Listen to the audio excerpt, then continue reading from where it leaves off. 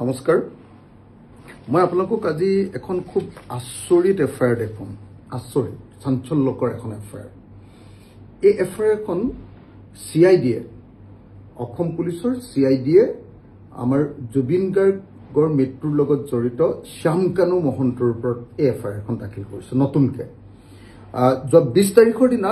অন্য এখন এফআইআৰ ৰাইজে দিয়া এফআইআৰখন সিআইডিয়ে ৰেজিষ্টাৰ কৰিছিলে কিন্তু এতিয়া সিআইডিয়ে নতুনকৈ এখন এফআইআৰ দিছে এই এফআইআৰখনৰ কপিটো মোৰ লগত আছে এই এফআইআৰখনত 27 তাৰিখৰ দিনা 27/9/2025 দিনা 8:34 এই এফআইআৰখন আপোনাৰ হেৰি কৰা হৈছে ৰেজিষ্টাৰ কৰা কি এফআইআৰখন দিয়া হৈছে এই এফআইআৰখনত কি আছে জানেনে এখন বেলেগ ধৰণৰ এফআইআৰ মই ইটো গোচৰৰ বিষয়ে আসলতে অৰিজিনেল যেটো জুবিন গাৰ্গৰ মৃত্যুৰ গোচৰটো হেতৰ বিষয়ে মই ইয়াৰ পাছত এটা ভিডিঅ'ত কম এটো ভিডিঅ'ত মই ক'ব কৈছো যে এই এফআইআৰখন দিছে Asif Ahmed senior SP CID তেখেতে দিছে আৰু এই এফআইআৰখনত আপোনাৰ সেকশন যিকিটা আছে সেই সেকশন গিটা আপুনি যদি চাই তেতিয়া হলে সেই সেকশন গিটা আছে এই সেকশন গিটা আগৰ জুবিন গাৰ্গৰ ওপৰত দিয়া যিখন এফআইআৰ আছিল তাতকে ডাঙৰ হে সেকশন এবিলা নতুনকে দিয়া যিখন এখন আকৌ এটো জুবিন গাৰ্গৰ মৃত্যুৰ ওপৰত নহয় তো আপোনাৰ এই এফআইআৰখন দিছে শ্যামকানু মহন্তৰ অৰ্থনৈতিক কেলেংকাৰীৰ ওপৰত ইয়াত সেকশন বিলাক কি আছে জানেনে বিএনএস বুলি কয় আজিকালি ভাৰতীয় ন্যায় সংহিতা বুলি যিখন কয় আগৰ আমাৰ যিখন হেৰি আছিল সেইখন ঠাইত এতিয়া আপোনাৰ বিএনএস আহিলে বিএনএছৰ 316 সাবসেকশন 316 সাবসেকশন 5 336 সাবসেকশন 3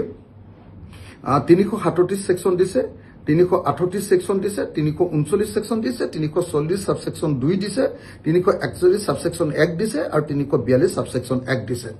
তো ইন্টাৰেস্টিংলি ইয়াৰ এই যিবিলাক হেৰি দিছে এইবিলাক হল ক্ৰিমিনেল ব্ৰিচ অফ ট্ৰাষ্ট এটো তাকো লাইফ জেল হয় তেনেকুৱা লাইফ জেল আগৰ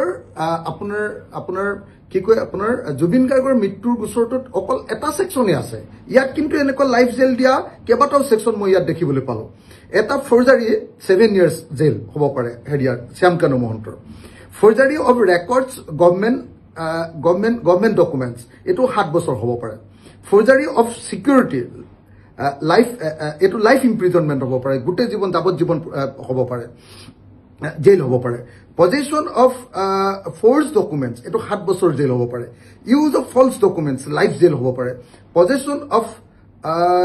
কাউন্টাৰফিট সিল এটো লাইফ ডকুমেন্ট লাইফ জেল হ'ব পাৰে আৰু fraudulent destruction of will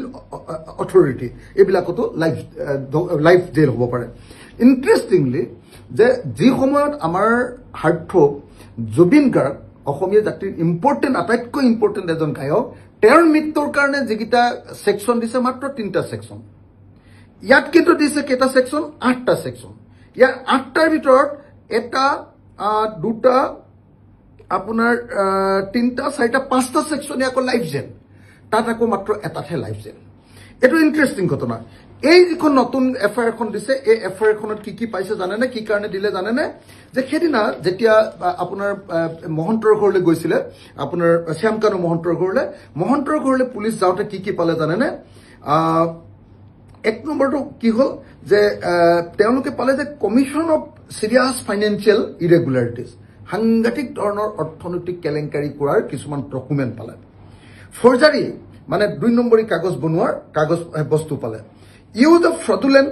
means for unlawful financial gain একদম বেআইনী কিছুমান ফাইনান্সিয়াল লাভ উঠাবৰ কাৰণে কৰা একদম 2 নম্বৰী প্ৰবঞ্চনা কিছুমান পালে 2 নম্বৰ কি পালে জানেনে তেওঁৰ ঘৰত এটা অনুষ্ঠানৰ নামত যেটো অনুষ্ঠানৰ নামত আপোনালোকে জানে যে ট্ৰেন্ড এমএমএছ বুলি কয় তেওঁৰ যেটো কোম্পানী তেওঁৰ যেটো আপোনাৰ ট্ৰাষ্ট সেই ট্ৰাষ্টৰ নামতে দুটা পান কাৰ্ড পাইছে এটা অনুষ্ঠানৰ নামত কেতিয়া দুটা পান কাৰ্ড থাকিব নোৱাৰে এটো ফ্ৰডুলেন্ট হয় এটো টকা পইচা কেলেংকাৰী কৰিবৰ কাৰণে এটো কৰে বুলি কয় গতিকে এটো প্ৰমাণিত এটো পালে তাৰ পাছত কি কৰিলে 38টা ষ্টাম্প আৰু সিল পাইছে ষ্টাম্প সিল এই সিল পেজে এই 28টা 38টা নহয় 28টা পাইছে 28টাৰ ভিতৰত এটা কো ইন্টাৰেস্টিংলি আমাৰ পিডব্লিউডিৰ চিফ ইঞ্জিনিয়াৰৰ অফিচৰ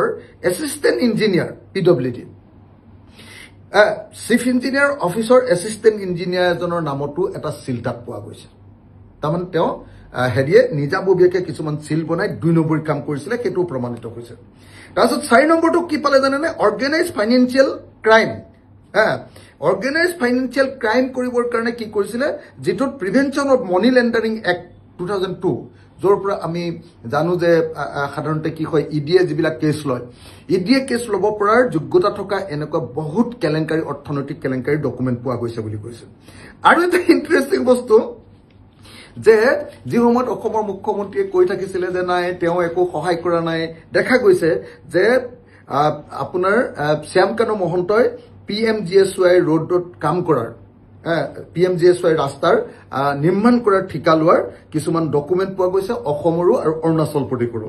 এইবিলাক ডকুমেণ্ট পোৱা গৈছে আৰু এই গোটেই ডকুমেণ্ট বিলাকৰ পৰা এটা বস্তু প্ৰমাণিত হৈছে যে অৰ্থনৈতিক এটা ডাঙৰ কেলেংকাৰী শ্যামকানু মহন্তই কৰিছিলে বিজেপি চৰকাৰৰ দিনত আপোনালোকে নিশ্চয় জানে যে সৰ্বানন্দ সোণোৱালৰ দিনত তেওঁ উত্থান আৰম্ভ হৈছিলে অৰ্থনৈতিকভাৱে তাৰপিছত সেই উত্থানটো হিমন্ত বিশ্ব শৰ্মাৰ দিনত একদম আকাশ চুইছিলেগে আৰু সেই গোটেই ডকুমেণ্ট বিলাক ইয়াত আছে এতিয়া SP CID এ কৈছে আসিফ আহমেদে কৈছে যে এই বিষয়টো ডাঙৰ তদন্ত হ'ব লাগে তাৰ কাৰণে তেওঁ আপোনাৰ ইতিমধ্যে তেওঁ FIR জাৰি কৰিছে এতিয়া অসমৰ মুখ্যমন্ত্ৰীয়ে শ্যামকানু মহন্তৰ ওপৰত ইডি লগাব নাই এই ফাইনেন্সিয়েল কেলেংকাৰীৰ ওপৰত ডাঙৰ আপোনাৰ এনকুৱাৰী হ'ব নাই কাৰণ এই যিমান বিলাক সেকশন দিছে একদম সাংঘাতিক মাৰাত্মক সেকশন কিছুমান BNSৰ ভাৰতীয় ন্যায় সংহিতাৰ দিয়া হৈছে আৰু এতিয়া অসমৰ মুখ্যমন্ত্ৰীয়ে একচুয়ালি শ্যামকানু মহন্তক প্ৰকৃত অৰ্থত শাস্তি দিব খোজে নে নুখোজে এটো ইডিক এই কেছ দিব নে নিদিয়ে আৰু CBI আপোনাৰ আমাৰ জুবিন গাৰ্গৰ মৃত্যুৰ গোচৰটো দিব নে নিদিয়ে এই গোটেই কথাগিটাৰ ওপৰতে অসমৰ মুখ্যমন্ত্ৰীৰ লগত বিজেপি চৰকাৰৰ লগত আসলতে শ্যামকানু মহন্তৰ সম্পৰ্ক আছে নে নাই প্ৰমাণিত হ'ব গতিকে মই আজি আপোনালোকৰ সন্মুখলৈ এই চাঞ্চল্যকৰ যিখন FIR CID SP আসিফ আহমেদে দিয়া শ্যামকানু মহন্তৰ ওপৰত দিয়া এখন চাঞ্চল্যকৰ FIR এখন আপোনালোকৰ সন্মুখলৈ আগবঢ়াই দিছো